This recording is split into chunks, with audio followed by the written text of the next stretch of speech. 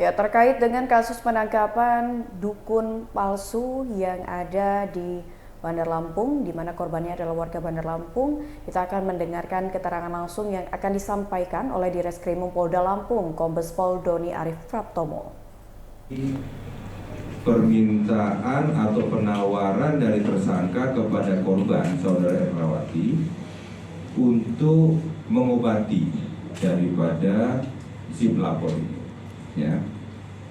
Jadi dalam percakapan melalui WA dan juga telepon yang terjadi antara si pelaku dan korban atau tersangka dan korban, ini tersangka mengatakan bahwasannya tersangka ini memiliki kemampuan untuk melakukan pengobatan.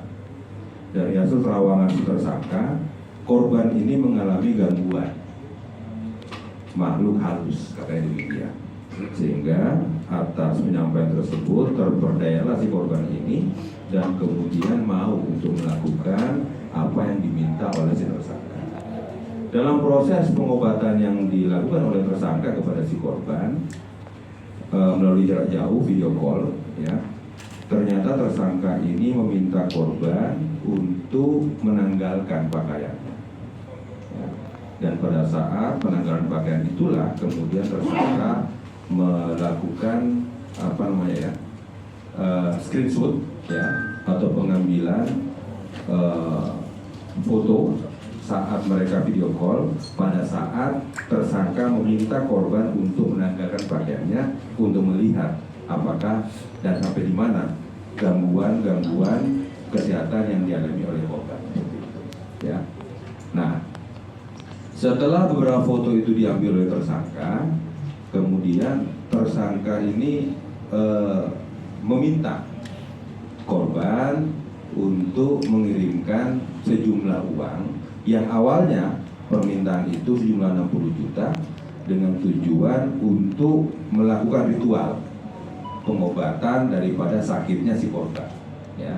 Hal ini kemudian dipenuhi oleh si korban, ditransferlah jumlah uang sekitar 60 juta rupiah gitu ya kepada si tersangka.